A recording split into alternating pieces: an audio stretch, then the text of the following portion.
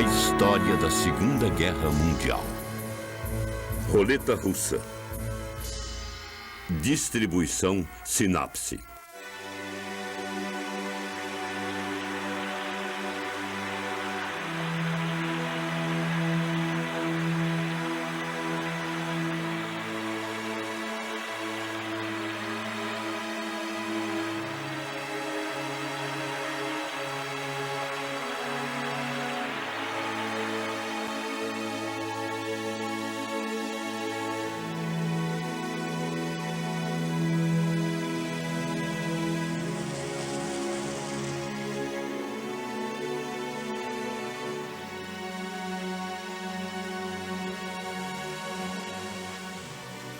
Com a proximidade do segundo aniversário da Segunda Guerra Mundial, em 3 de setembro, os eventos de 1941 ganhavam força.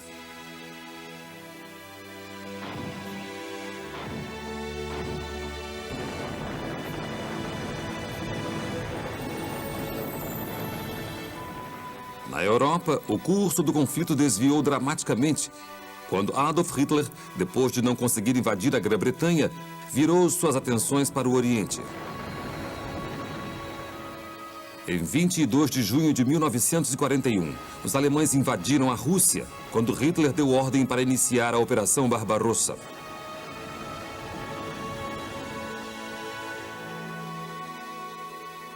Imaginando uma vitória rápida empregando as táticas da Blitzkrieg, que fizeram cair Polônia, Dinamarca, Noruega, Países Baixos e França, Hitler realmente acreditava que suas tropas conquistariam os poderosos soviéticos antes do início do inverno.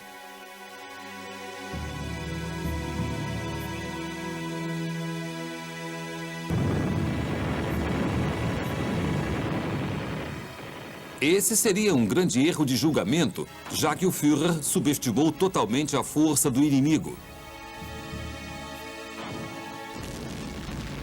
E mais, todas as esperanças que ele tinha de que seus aliados japoneses atacassem a Rússia pelo leste, enquanto os nazistas avançavam pelo oeste, logo foram destruídas quando o Império do Sol Nascente se preocupou mais em guerrear com a China e em acordar um outro gigante adormecido chamado Estados Unidos da América.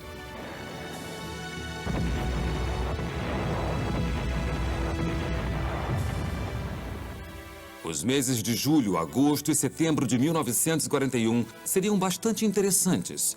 E enquanto o mundo assistia e esperava ver o que aconteceria a seguir, não era só a União Soviética que se preparava para jogar a roleta russa.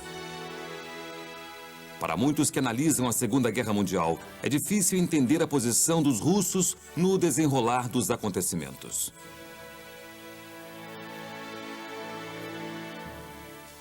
Até mesmo Winston Churchill, o primeiro-ministro britânico, descreveu a Rússia como um enigma envolto em mistério dentro de um enigma. Vendo a profundidade do que aconteceu em julho de 1941, certamente voltar no tempo nos ajudará a entender as questões mais dentro de seu contexto. Tradicionalmente, no início do século XX, os russos mantinham laços com a Grã-Bretanha, também porque o czar Nicolau II era casado com a neta da rainha Vitória, Alexandra. Quando outro neto da rainha Vitória, o Kaiser alemão Guilherme II, ameaçou a paz na Europa, os russos se uniram aos britânicos no início da Primeira Guerra Mundial, em 1914. Mas quando os campos de batalha de Ypres e de Somme ficaram ensopados de sangue dos jovens lutando nas trincheiras, o poderoso Império Russo desabou rapidamente. E nas ruas de Moscou, o sangue russo era derramado nas mesmas medidas. Com o passar da Primeira Guerra, a Revolução Russa de 1917 viu as classes trabalhadoras se unirem contra os senhores capitalistas, desencadeando uma brutal guerra civil.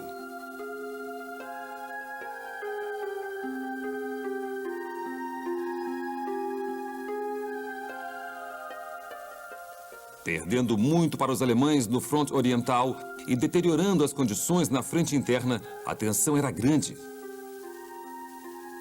A decadência reluzente da família real estava em contraste total com a vida escassa das classes de lavradores. E quando Lenin surgiu como líder bolchevique, a dinastia Romanov foi destruída com a captura e execução do czar e de sua família.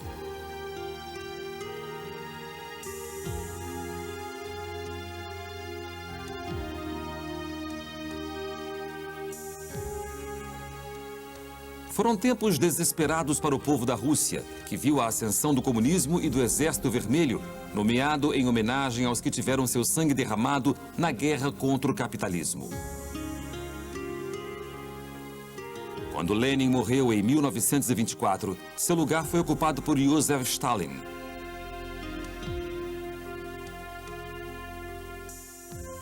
Ironicamente, Lenin tinha falado da ameaça que Stalin oferecia, mas suas sábias palavras não foram ouvidas. Na década de 20, Winston Churchill resumiu a situação com as palavras mais eloquentes e, sendo um oponente ao comunismo, ele declarou que, em se tratando de Lenin em relação ao povo russo, seu maior azar foi seu nascimento. Mas o segundo maior seria sua morte. E realmente foi o que aconteceu. Quando os russos ficaram sem Lenin e quando Stalin chegou ao poder, em questões de direitos humanos, havia pouca diferença entre o novo líder soviético e Adolf Hitler.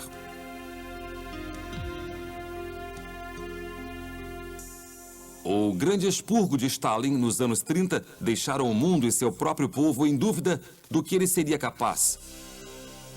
Mais descrito como o Grande Terror, Stalin lançou um expurgo do Partido Comunista para assegurar que não encontraria oposição, assim como Hitler fazia em seu governo na Alemanha nazista.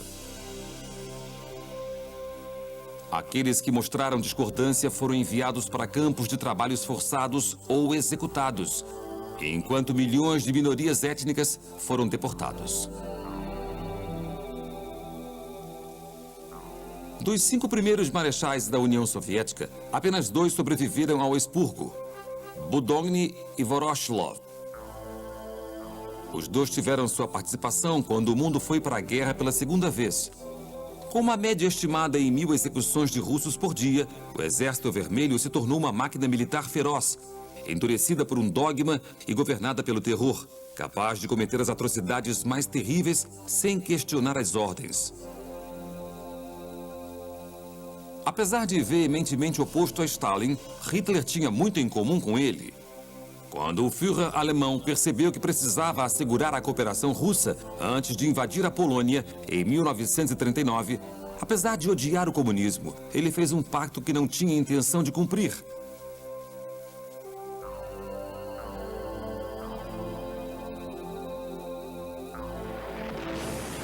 Esse seria sempre um dos pactos mais instáveis da história.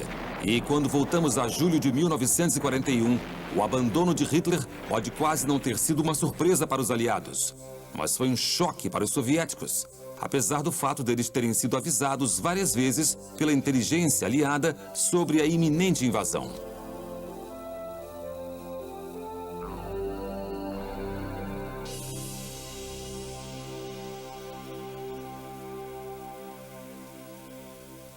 Mas ao leste, os acontecimentos teriam repercussões dramáticas antes do final do ano. Em 2 de junho de 1941, uma conferência imperial foi feita no Japão para que o aliado mais poderoso de Hitler avaliasse sua posição. Com a Operação Barbarossa colocando a Rússia e a Alemanha em guerra, os japoneses estavam relutantes em entrarem no conflito, já que tinham problemas próprios que exigiam uma atenção mais imediata. O Japão estava em guerra com a China desde 1937, o que era um grande empreendimento, mas tensões diplomáticas com os Estados Unidos também aumentavam. É válida nesse momento uma recapitulação dos eventos até esta data pela perspectiva japonesa, para que seja possível colocar o que aconteceu na última parte de 1941 em contexto.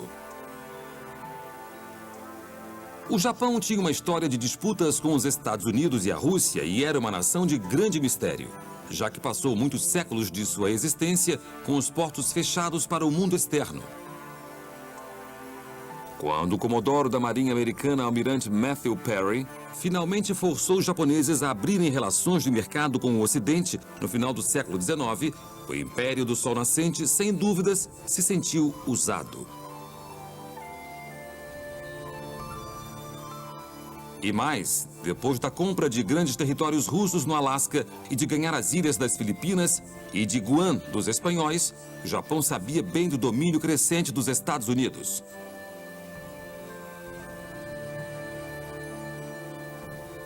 O Havaí também foi anexado e os americanos criaram uma base naval lá, pela qual poderiam facilmente alcançar seu território recém-adquirido do Pacífico. Não é surpresa, no entanto, que os japoneses tenham tentado melhorar seu poder militar, copiando seu exército dos franceses e prussianos e sua frota naval dos britânicos. E isso acabou sendo inútil quando a Rússia Imperial se aproximou da Coreia, um país que o Japão via como área de segurança. Quando a Marinha Japonesa atacou a frota russa em Port Arthur em 1904, eles tiveram grande vitória. No entanto, o novo século se tornava rapidamente precário na diplomacia. E apenas 10 anos depois, um caldeirão de conflitos em escala global explodiu na Primeira Guerra Mundial.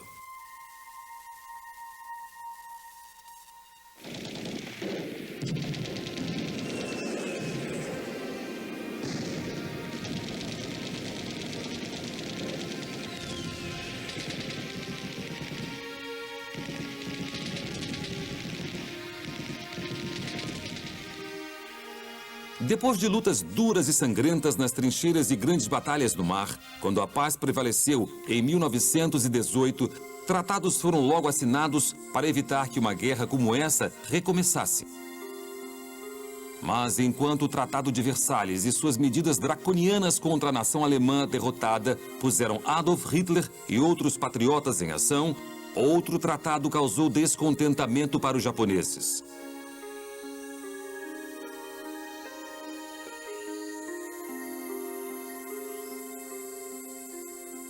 A força da maior potência naval do mundo ficou sob vigilância depois da Primeira Guerra Mundial. E o Tratado Naval de Washington foi assinado entre Estados Unidos, Grã-Bretanha, França, Itália e Japão, concordando em limites para a marinha de cada signatário. No entanto, os japoneses se sentiram injustamente coagidos pelos americanos. E isso foi o início de um período de conflito entre as duas nações culturalmente diversas. O príncipe Fumimaru Konoe, que se tornaria primeiro-ministro do Japão, não acreditava nas intenções do Ocidente na época e estava preocupado particularmente com a falta de recursos naturais disponíveis em sua pequena ilha.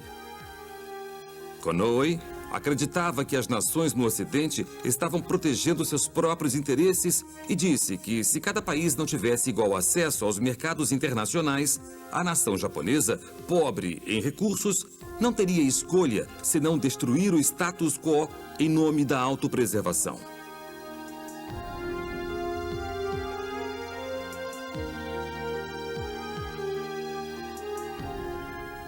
Em uma década, as frágeis bases da paz que o Tratado de Versalhes tinha tentado construir estavam sob ameaça e as previsões de Konoe estavam prestes a virar realidade. A quebra de Wall Street, em 1929, pôs o mundo em um redemoinho de depressão econômica. E o Japão foi forçado a procurar em outro lugar os suprimentos de matéria-prima para alimentar a economia falida do país. Já havia colônias japonesas na Manchúria, no nordeste da China, e, tentado pela terra rica em recursos naturais, o exército imperial marchou suas tropas para a região em setembro de 1931. Em 6 meses, uma vitória japonesa foi assegurada. E em 1º de março, o último imperador da China, Puyi, que tinha sido retirado pelos comandantes chineses em 1924, foi colocado na chefia do novo estado marionete da Manchúria. A própria região foi rebatizada de Manchukuo. E logo o exército começou a fazer planos de estabelecer 5 milhões de colonos na China em 20 anos.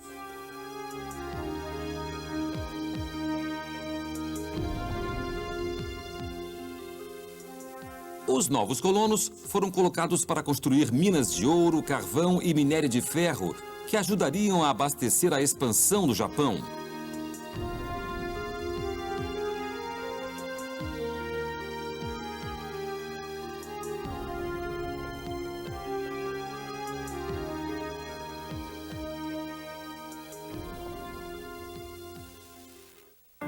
A indústria madeireira prosperou e fazendeiros foram encorajados a plantar ópio. A venda dele ajudaria a financiar o exército imperial. Houve um aumento dramático no consumo de ópio e logo 1/4 da população da Manchúria estava viciado. Mas enquanto o Japão arrancava lucros de sua empreitada chinesa, suas ações eram condenadas pelo Ocidente. A Liga das Nações, organizada logo depois da Primeira Guerra Mundial para evitar futuras agressões no mundo, se recusou a reconhecer Manchukuo como Estado independente e instruiu o Japão a sair da área. No entanto, em fevereiro de 1933, um delegado japonês, Yosuke Matsuoka, respondeu aos representantes das nações de todo o mundo, dizendo que a Manchúria era uma questão de vida ou morte para o Japão. É fato conhecido que a política do Japão é fundamentalmente inspirada pelo desejo de garantir a paz no Extremo Oriente e de contribuir para a manutenção da paz em todo o mundo. No entanto, o Japão considera impossível aceitar o pedido feito pela Assembleia.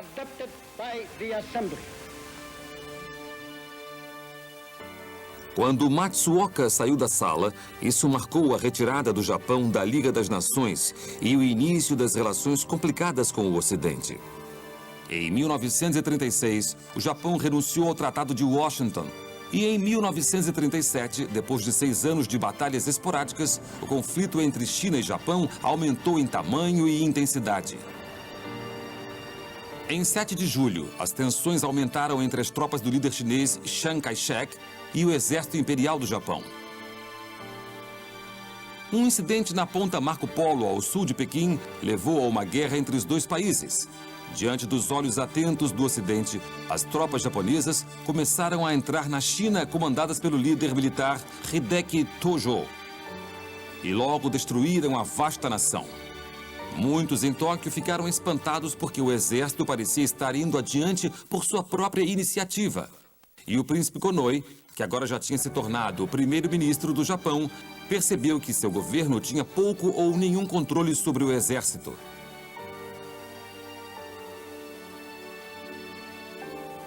Em dezembro de 1937, o exército japonês chegou à capital da China, Nanjing, e desferiu um ataque terrível em seus habitantes, resultando no massacre de centenas de milhares de civis inocentes.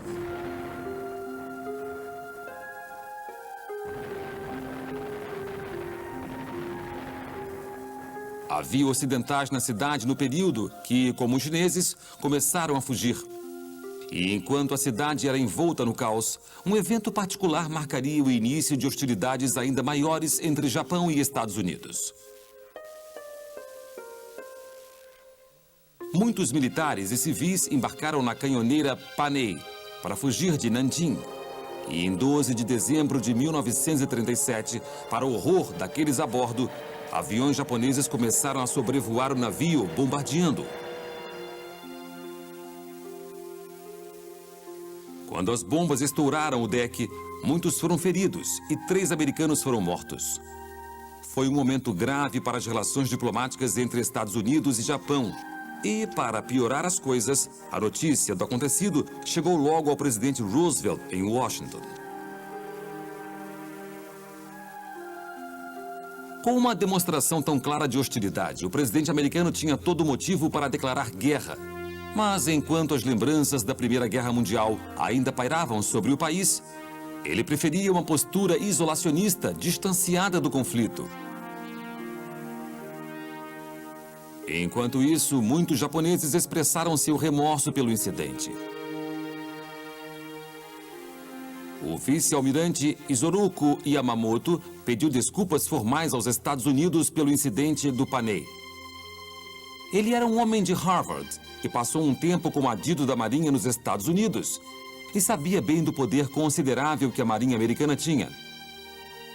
Ele também sabia mais que qualquer um dos perigos de entrar em guerra com uma nação poderosa como os Estados Unidos. Para alívio do governo japonês, na véspera do Natal de 1937, o presidente aceitou as desculpas de Tóquio. Mas enquanto a guerra continuava na China, Roosevelt estava cada vez mais incomodado com as histórias das atrocidades que chegavam ao Ocidente. Os militares japoneses tinham pouco respeito pela vida humana e seu uso de armas biológicas e bombardeios de terror matavam milhões de civis na China.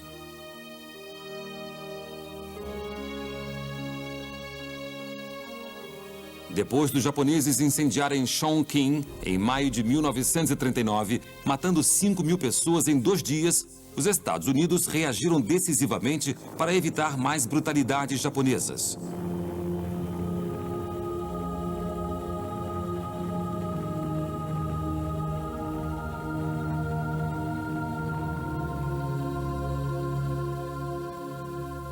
Em julho daquele ano, um embargo à venda de aeronaves para o Japão foi feito e serviu como aviso ao país de que os Estados Unidos fariam tudo o que pudessem para frear suas políticas expansionistas. No período em que a guerra estourou na Europa, Roosevelt tomou medidas.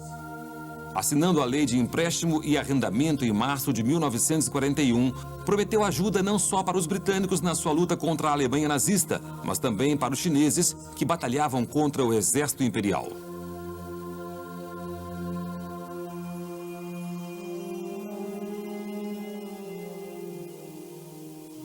O líder da Frente Nacional Chinesa, Chiang Kai-shek, também pediu apoio. E no verão de 1941, o primeiro grupo de voluntários americanos, popularmente conhecidos como Tigres Voadores, estava em treinamento em aeroportos chineses.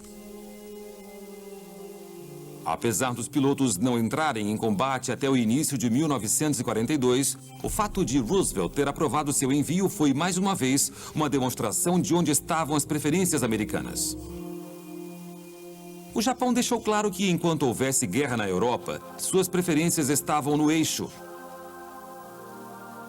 Em setembro de 1940, eles assinaram o Pacto Tripartite com a Alemanha nazista e a Itália. E na primavera de 1941, Matsuoka, o delegado que deixou a Sala da Liga das Nações em 1933, acenava triunfante da sacada de Mussolini em Roma.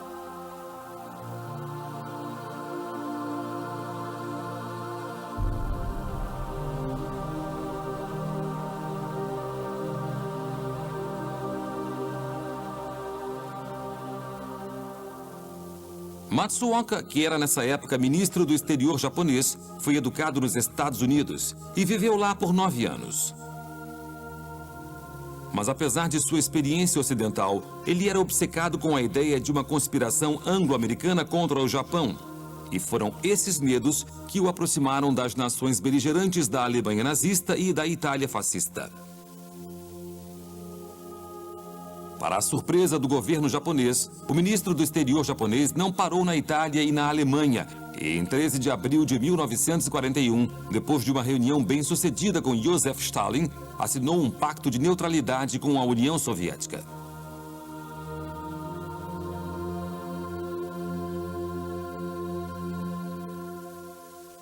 Certamente não era o que o governo japonês esperava e as autoridades ficaram desnorteadas com a nova política radical do ministro do exterior.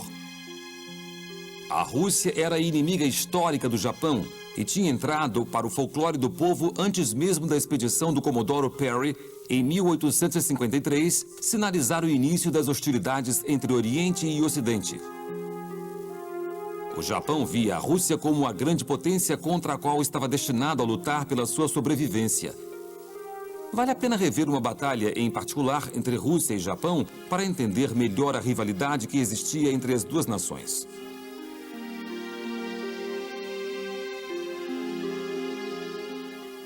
A Mongólia, que fazia fronteira com a Manchúria japonesa, era estado marionete dos soviéticos desde os anos 20 e parecia haver pouca esperança de uma coexistência pacífica entre as duas regiões.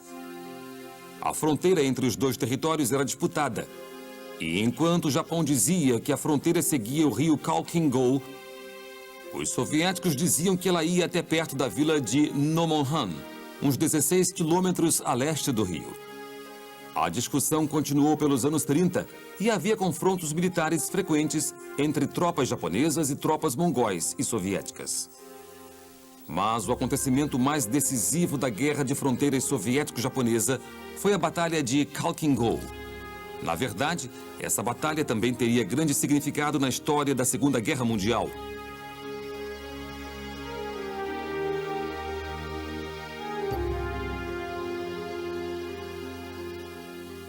Na primavera de 1939, tanto a nação soviética quanto a japonesa reuniam forças de cada lado de Khalkhin-Gol.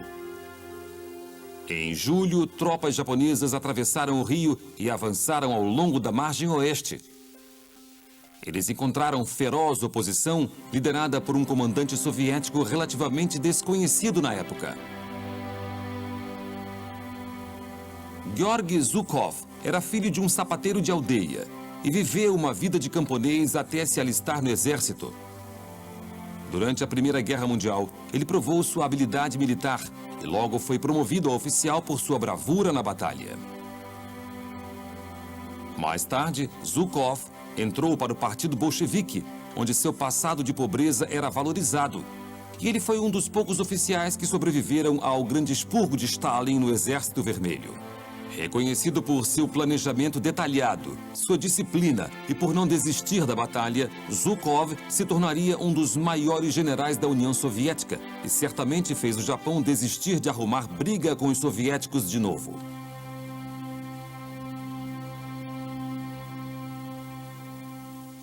Em agosto de 1939, Zhukov iniciou seu contra-ataque em Khalkhin-Gol, com 50 mil soldados mongóis e soviéticos e divisões de tanques e de artilharia motorizada, o que foi péssimo para os japoneses.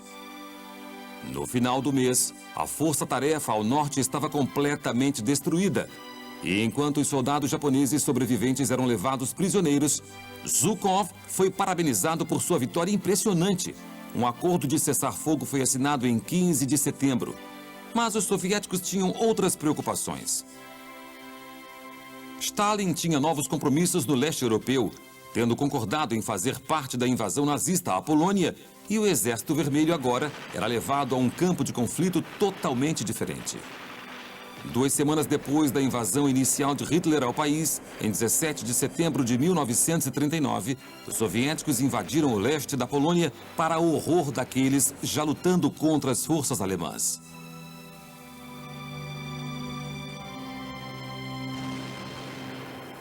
Enquanto isso, no Japão, os acontecimentos na Mongólia teriam profundo efeito na política da guerra.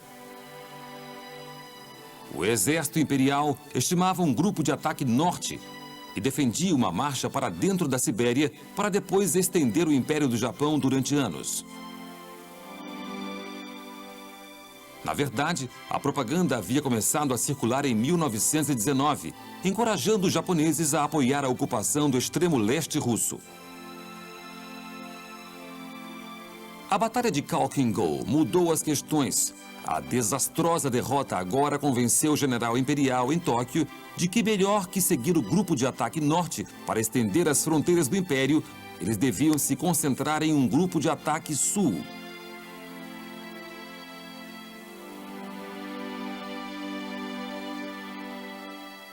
Essa estratégia, ajudada pela Marinha, levaria o Japão aos ricos territórios do Pacífico Sul, onde estavam muitos postos avançados do Império Britânico e dos Estados Unidos, e mudaria o curso da Segunda Guerra Mundial.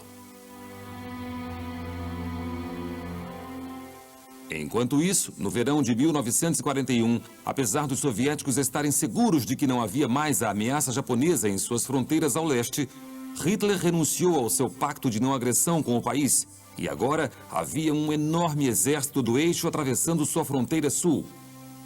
Hitler esperou muitos meses pela oportunidade de atacar os males do comunismo e, finalmente, em 22 de junho de 1941, a invasão da União Soviética, a Operação Barbarossa, estava em andamento.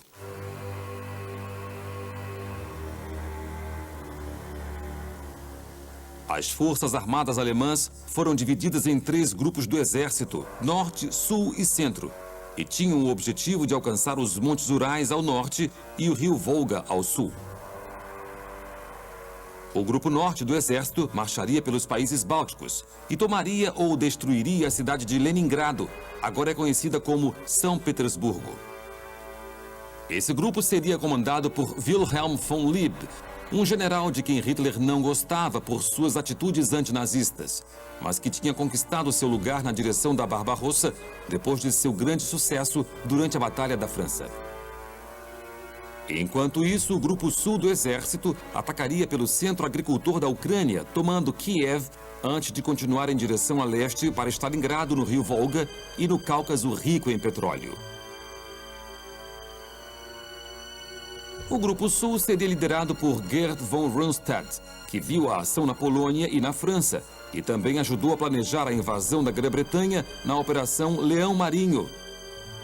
Feder von Bock, que liderou um exército para o norte da Polônia em 1939, comandaria o grupo central do exército, e seria o grupo de Bock que avançaria para Smolensk e depois para a almejada Moscou. De uma perspectiva militar, vários fatores tornavam Moscou um objetivo importante na campanha contra a União Soviética. A cidade era a capital e sua captura não só romperia o governo, mas seria muito simbólica na batalha para a conquista do país.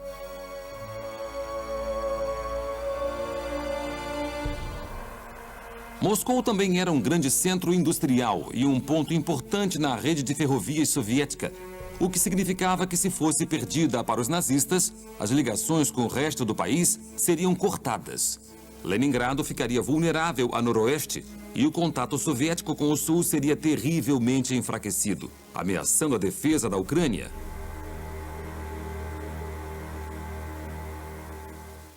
Mas enquanto os generais nazistas estavam convencidos de que Moscou deveria ser atacada primeiro, Adolf Hitler acreditava que Leningrado devia ser prioridade sobre a capital soviética. Durante os estágios de planejamento da Operação Barbarossa, Hitler, acreditando ser um gênio militar, frequentemente dizia: Leningrado primeiro, a bacia do Donetsk em segundo e Moscou em terceiro. Seus generais tinham dúvidas sobre as capacidades de seu Führer no que se tratava de estratégia militar. Mas, apesar das diferenças de opinião provarem ser um dia prejudiciais à campanha na Rússia, a invasão inicial foi extremamente bem sucedida. Um exército de 3 milhões de homens do eixo quebrou a linha de defesa soviética rapidamente. E enquanto as forças avançavam mais de 32 quilômetros por dia, em julho, o grupo norte do exército chegou aos países bálticos, se aproximando de Leningrado. O grupo central do exército cercou Minsk e o grupo sul marchava em Kiev.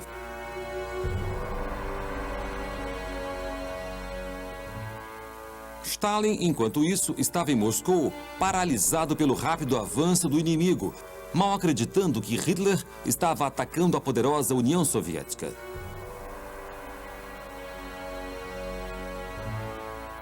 Foram quase 2 semanas até que o ditador soviético assumisse o controle. Mas, finalmente, em 3 de julho, as forças desorganizadas do Exército Vermelho tiveram direção, quando Stalin discursou para todo o país e convocou uma grande guerra patriótica contra o invasor. Em seu discurso, ele apelou não só para os ideais comunistas, mas para o nacionalismo russo. E como o povo soviético ouvia a voz de seu líder pela primeira vez, soldados e civis correram para defender seu país.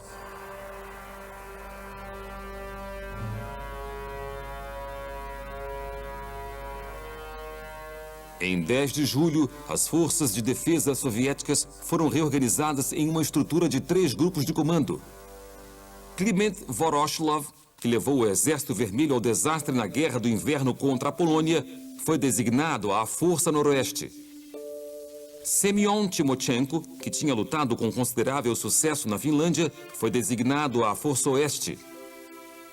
E Semyon Budyonny foi designado às Forças Sudoestes. Budyonny foi um dos 2 primeiros marechais da União Soviética a sobreviver ao grande expurgo da década de 30, junto com Voroshilov. Zhukov, enquanto isso, foi promovido a chefe de Estado e coordenou a defesa da União Soviética. Já que os oficiais russos não tinham conhecimento nem autoridade para dirigir operações em larga escala, os grupos soviéticos não seriam como os grupos do exército alemão.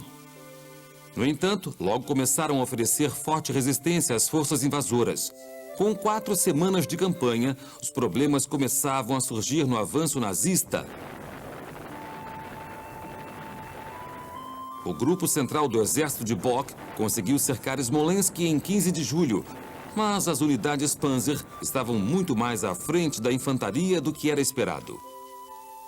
Hitler esperava que as tropas soviéticas pudessem ser cercadas usando um enorme movimento de pinça ao norte e ao sul de Smolensk.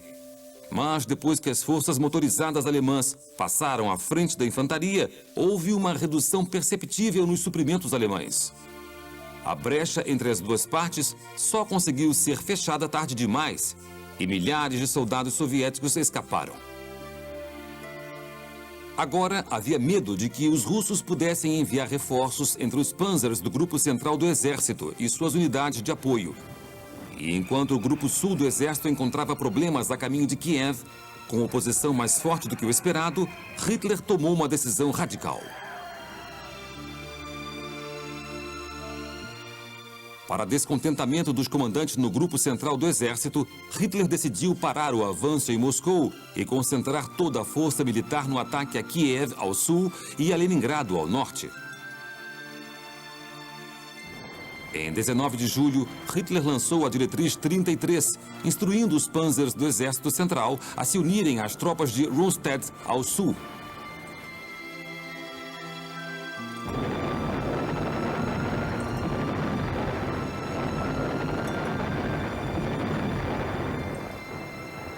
O plano não era popular no alto comando do exército alemão e, nas semanas seguintes, houve muitas reuniões para debater a questão.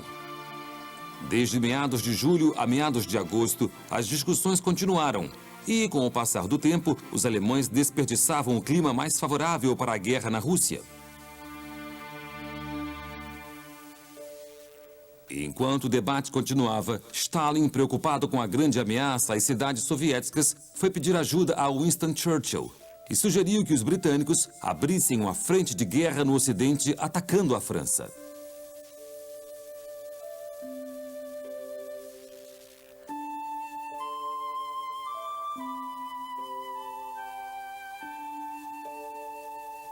Mas, apesar do bombardeio nazista às ilhas britânicas ter arrefecido, Churchill não estava em condições de ajudar os soviéticos a lutar suas batalhas. E ele lembrou a Stalin que a Grã-Bretanha esteve sozinha na luta contra o eixo durante 1 ano. Os recursos britânicos foram usados em toda a sua capacidade com a continuação de batalhas na África e no Atlântico. As tropas alemãs, lideradas por Erwin Rommel, continuavam a combater as defesas aliadas, enquanto pressionavam em direção ao Egito e ao precioso Canal de Suez. Enquanto a Marinha Real concentrava suas energias em proteger os navios com suprimentos que cruzavam o Oceano Atlântico, era crescente a preocupação com postos avançados desprotegidos do Império Britânico no Pacífico.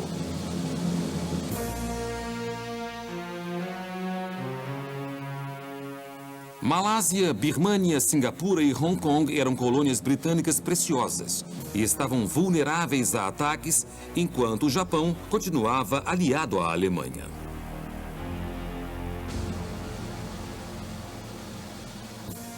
Os japoneses já tinham feito pressão na Grã-Bretanha para fechar a estrada da Birmânia, uma das poucas rotas ainda abertas para a entrega de ajuda à China.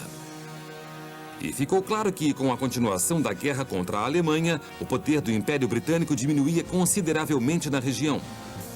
Os japoneses continuavam céticos sobre sua aliança com Adolf Hitler.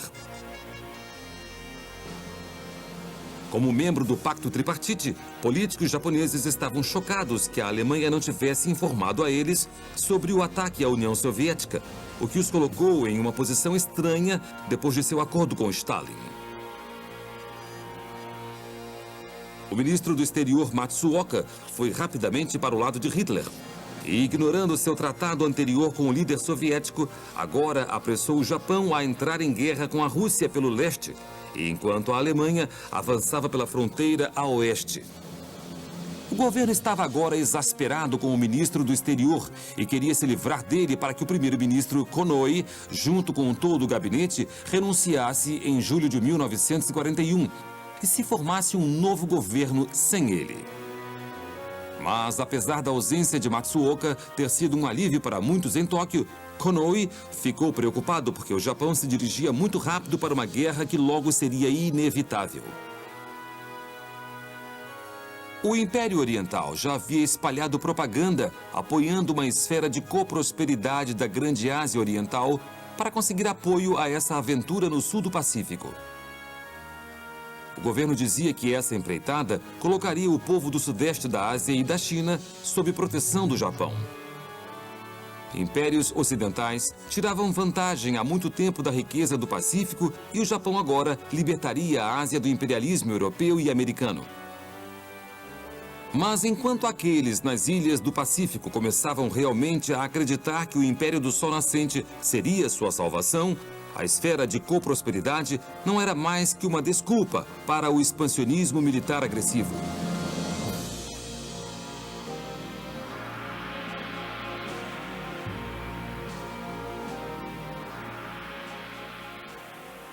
No início de julho, a inteligência americana captou uma mensagem de uma conferência imperial no Japão que dizia que a preparação para um avanço ao sul deveria ser reforçada.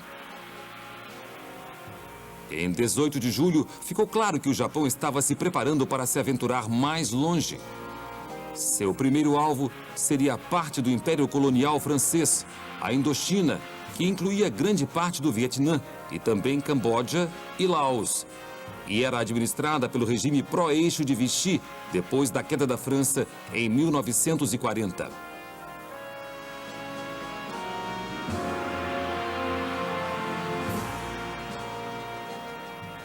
Os japoneses exigiam a Indochina há meses, mas finalmente as autoridades de Vichy cederam à pressão e assinaram relutantes um tratado com as beligerâncias em 24 de julho, permitindo que elas ocupassem bases aéreas ao sul do país.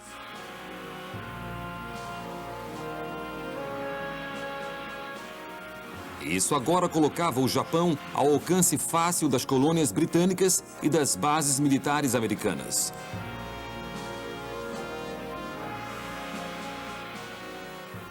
Enquanto isso, com o crescimento da ameaça de um ataque japonês ao leste, Roosevelt tomou outra decisão na guerra econômica que fazia contra o Japão, fazendo um embargo ao comércio de petróleo e aço.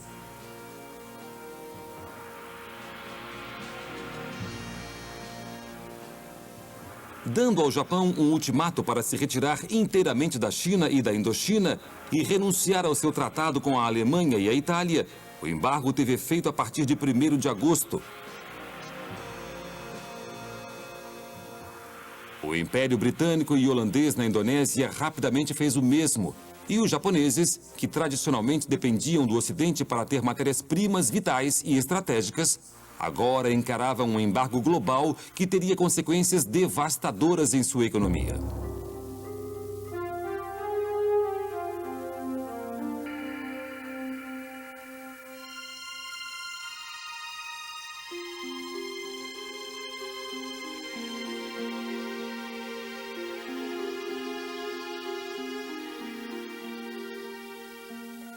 O Japão só tinha estocado petróleo suficiente para 2 anos. E sem esperança de preencher esses estoques com os Estados Unidos, o chefe de Estado Naval Imperial japonês, Ozami Nagano, anunciou que não havia escolha senão lutar para quebrar os grilhões de ferro que estrangulavam o Japão.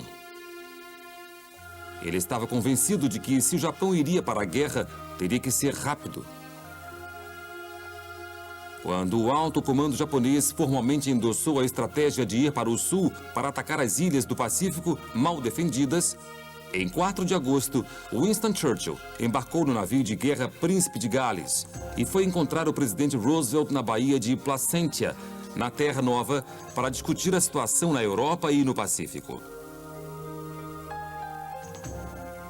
Em 9 de agosto, os 2 líderes se encontraram pela primeira vez e, durante esse encontro, eles criaram documentos que traçavam objetivos para o mundo pós-guerra. A Carta do Atlântico advogava a liberdade do desejo e do medo, o desarmamento de nações agressoras e a cooperação econômica global. Era o primeiro passo em direção à criação das Nações Unidas, mas enquanto britânicos e americanos comemoravam sua aliança silenciosa contra o eixo, para os japoneses, a Carta do Atlântico era mais uma declaração de guerra e foi considerada um projeto de dominação mundial anglo-americana.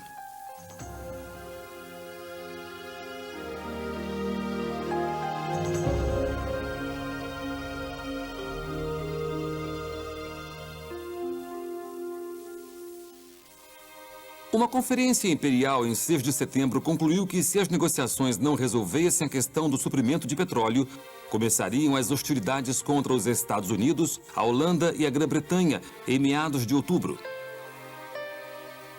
A marinha japonesa já tinha começado a se preparar para a guerra e o almirante Yamamoto, que estava ávido por entrar em conflito com os Estados Unidos, em 1937, concluiu que se a guerra era mesmo inevitável, a única maneira de vencer as imensas forças navais do país era atacar a frota americana antes que ela chegasse ao Extremo Oriente. Espiões no Havaí enviavam informações da base aérea naval de Pearl Harbor para que o plano de ataque fosse aprimorado. Enquanto os Estados Unidos se concentravam em aumentar forças e defender suas bases no Pacífico, parecia que não faziam ideia dos riscos mais perto de casa.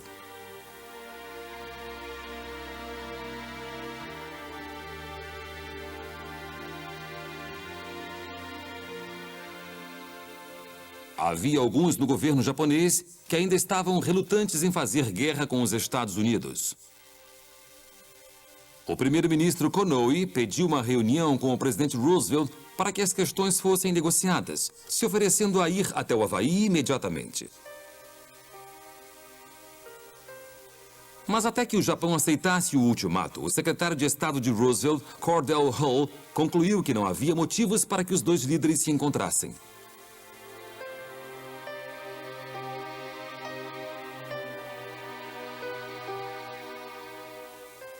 Com os acontecimentos no Pacífico e o Japão pronto para a guerra, na Rússia, a pausa para debate que causou atraso na ofensiva alemã finalmente terminou.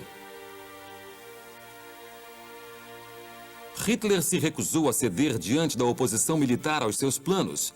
E enquanto os panzers do Grupo Central do Exército iam para o sul para encontrar o exército de Rundstedt avançando em Kiev, em 23 de agosto o ataque aconteceu.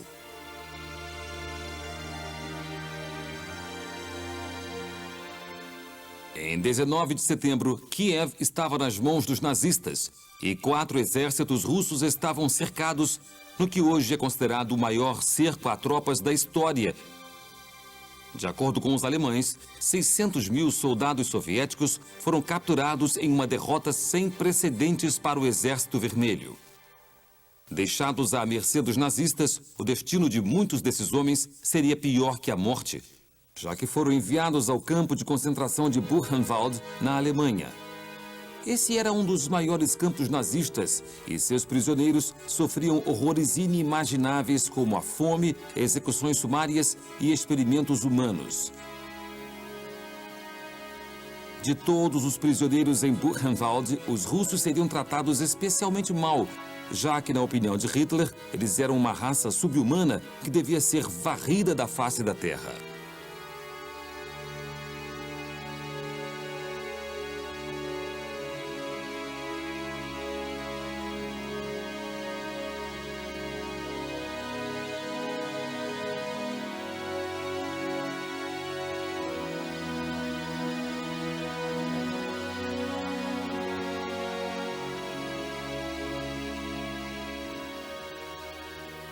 A perda de tantos soldados na queda de Kiev seria desastrosa para o Exército Vermelho. E enquanto os nazistas avançavam para o Nordeste, havia agora o perigo de que Leningrado fosse perdida.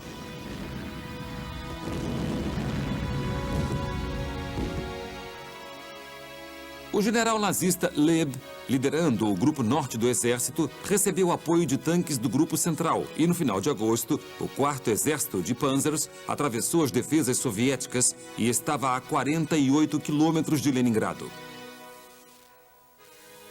Enquanto isso, o exército finlandês se aproximava pelo norte, em torno do lago Ladoga. Os soldados da Finlândia tiveram importante papel no sucesso da campanha em Leningrado. Em 6 de setembro, o barão Mannerheim, comandante em chefe das forças de defesa finlandesas, recebeu a Ordem da Cruz de Ferro de Hitler por seu comando na campanha. No entanto, quando ordenado que continuasse o ataque a Leningrado, Mannerheim e o governo finlandês ficaram relutantes em se comprometerem com uma guerra do eixo e recusaram. Seu objetivo era ganhar mais territórios no Oriente e reclamar as terras perdidas para os soviéticos durante a Guerra do Inverno de 1939 a 1940, não capturar Leningrado. Mas sem a ajuda dos finlandeses, o destino de Leningrado já parecia estar selado. A cidade soviética, que passava pelo rio Neva, na ponta do Golfo da Finlândia, era uma das cidades mais preciosas da Rússia e Hitler queria destruí-la e aniquilar todos dentro dela. As forças alemãs cercaram a cidade, cortando todas as rotas de suprimentos a Leningrado e, encarando defesas organizadas pelo Marechal Zhukov, começaram a armar um cerco à cidade.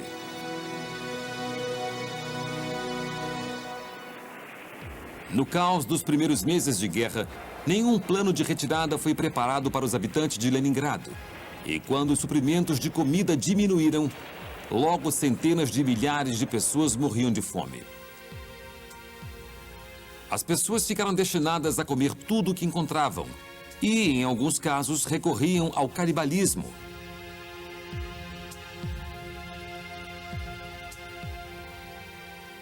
Em 22 de setembro, Hitler anunciou: "Não temos interesse em salvar vidas da população civil", e ordenou que a cidade fosse apagada da face da terra.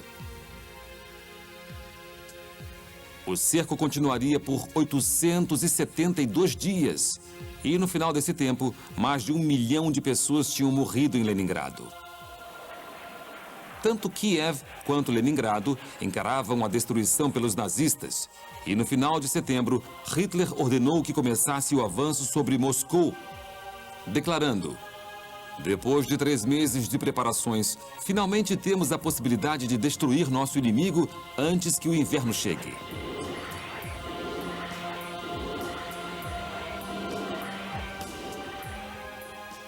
Mas enquanto os soviéticos continuavam a se manter firmes e a primeira neve começava a cair na frente oriental, uma vitória alemã sobre a União Soviética ainda estava longe de acontecer. O duro inverno russo seria uma promessa de desastre para a guerra de Hitler ao comunismo. E a batalha que os nazistas esperavam acabar em meses só estava começando.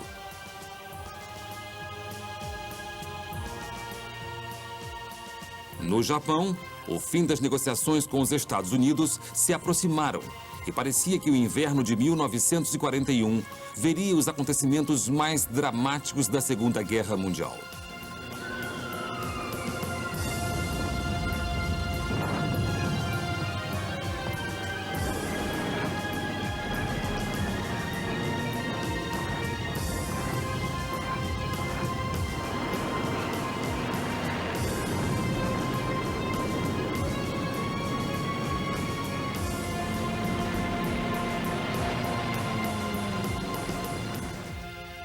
Em 7 de dezembro de 1941, os japoneses, temendo pela sobrevivência de seu império, finalmente desferiram seu ataque aos Estados Unidos. Quando a fumaça subiu em Pearl Harbor, ela marcou o início de um novo capítulo no conflito global.